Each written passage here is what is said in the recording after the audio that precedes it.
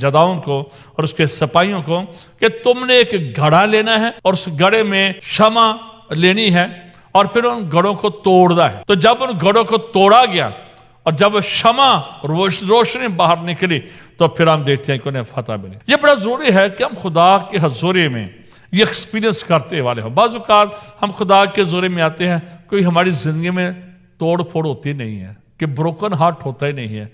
और जब हम ब्रोकन नहीं होते हैं, जबकि खादम ब्रोकन नहीं होता है, तो वो बन ही नहीं सकता है। खुदा बेहतरीन कुम्हार है और हम मट्टी है, और वो मट्टी जो सख्त होती है कभी बर्तन नहीं बांधती है।